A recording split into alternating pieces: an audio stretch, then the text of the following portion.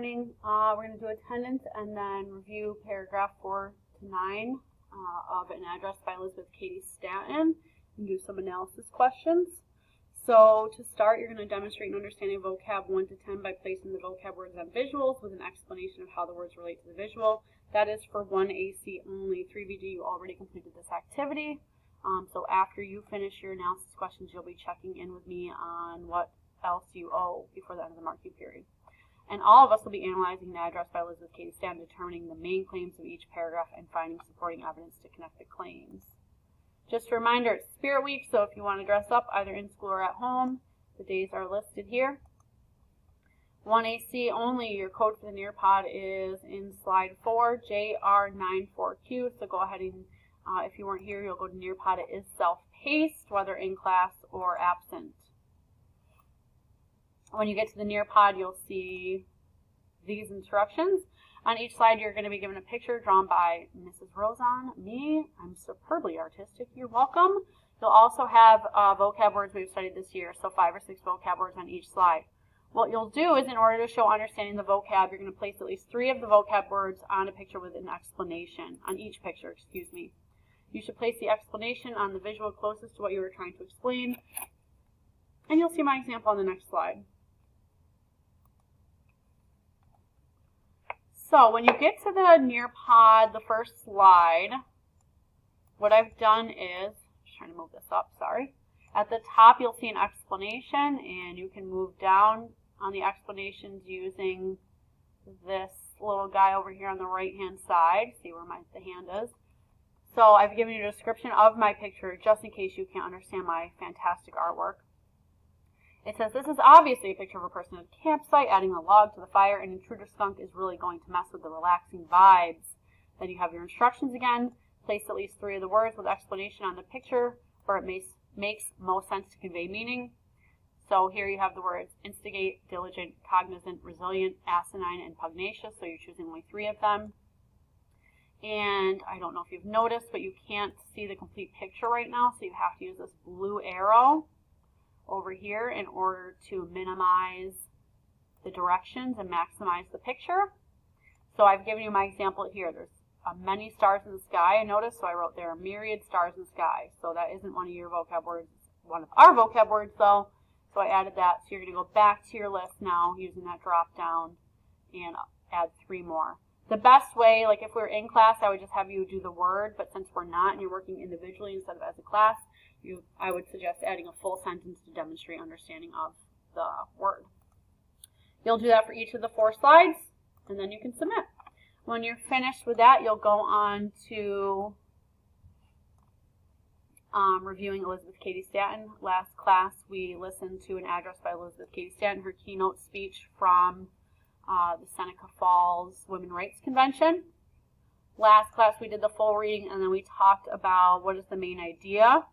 And then we talked about paragraphs 1 to 3.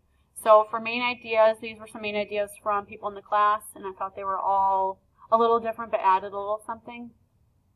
So Abby Stark said she's trying to use humor and irony in a persuading way, so her purpose was to persuade, to make points on how men treat women and how they were allowed rights like voting and women were not. She's trying to bring attention to how women are looked down upon as men control what women do and say. Liv A was a little more concise. She said men and women should be equal and have equal rights because women are fighting to be independent and to be able to vote. Kian, I think this typo was mine, not his, said the purpose was to persuade legislature and men of the world that women deserve equal rights. They shouldn't have to prove that. So he was correct that Elizabeth Cady Stanton, said they shouldn't have to prove that. And then Dayton added an interesting point. He said she's trying to inform women and men that women have the power, that they are such a big part of society and should be treated with the same respect as men. And I really like the point about them being a big part of society because that's a point she continues throughout the speech, that, you know, without women there would be no men, and women are the head of the household most frequently in terms of being nurturing and raising the children, and without them this link in the family would not continue and our society would fall apart. So I like that Dayton already picked up on that. Now in paragraphs 2 and 3, it gets a little more confusing. I think 2 and 3 are kind of the most confusing paragraphs of this piece, because it's not till paragraph 4 that she gets into her main idea and says, like, we are here today too, like, we propose that, this is why we're here. So in paragraphs 2 and 3, she talks about the costume of men and women. And I'm just doing this as review. She says, as to their costume, the gentlemen feel no fear of our imitating that, for we think it a violation of every taste principle of taste, beauty, and dignity. Notwithstanding all the contempt cast upon our loose, flowing garments, we still admire the graceful folds and consider our costume far more artistic than theirs. So I think her point here is twofold. First, that men are threatened by the idea of women leaving the home at this time, because if they leave the home and have rights like voting, then maybe they won't pay so much attention to their children or to doing the dishes or the laundry or whatever it might be. And then men too might have to take over those responsibilities, which are difficult. And then she's kind of playing off on that. And the second point she's making is men fear we're trying to imitate their clothing or their costume. However, we're not. We prefer our costume or our ensemble, our clothing, far more than theirs. And she says many of the nobler sex, and that's part of that sarcasm, she's calling them nobler sex. Like, obviously this whole point is women deserve the same rights because they are significant to society too. So she's kind of tongue-in-cheek saying, oh, they're the nobler sex. People think they're nobler. However, she says, they seem to agree with us in our opinion, for bishops, priests, judges, barristers, and lord mayors of the first nation of the globe, and the Pope of Rome, and his cardinals too, all wear loose flowing robes, thus tactically acknowledging that male attire is neither dignified nor opposing. And you see these pictures of men during the time, and I'll draw attention to this guy's feet here, and his shoes almost look like he's wearing high heels. And then here is an actual picture of the Pope at the time, and he's wearing those loose flowing garments. So she's kind of saying like, oh, men, don't worry, we don't want to dress like you. In fact, you seem to want to dress like us. And I think she's using that humor to basically say like, men act like we want to be like them, but really they want to be like us, and for these reasons we should also be given the reason to vote. It's kind of my interpretation. I don't know if she's more just mocking their clothing, like a lot of you picked up on that mocking tone. But next class we're going to look at some propaganda, and this on slide 5 was some propaganda of the time. And you probably can't see it, but the caption says, I'm going to zoom in real quick so I can see it. The caption says, how can she vote when her fashions are so wide and the voting booths are so narrow?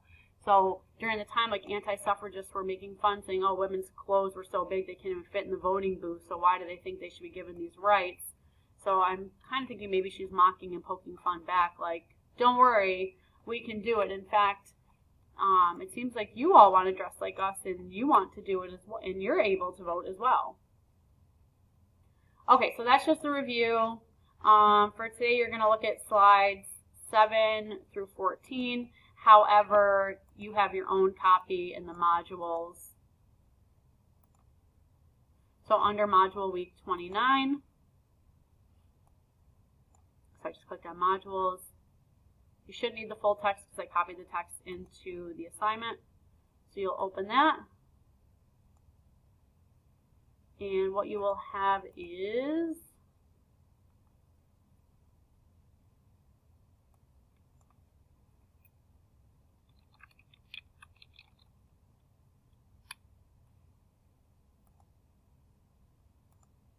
your own set of slides. Okay? And in these slides, you should be able just to type right in them. You're given on each slide a different paragraph and questions to go with just that paragraph. There's 10 questions, and then 2 follow-up connection questions for formative assessment for a total of 12 points. Make sure you read carefully. Some of these points are just simply highlighting evidence. Some are about main ideas. But your general goal is to get the main ideas of each paragraph, find some supporting details, and show how she's developed the idea that it is unjust that women don't have the right to vote during this time.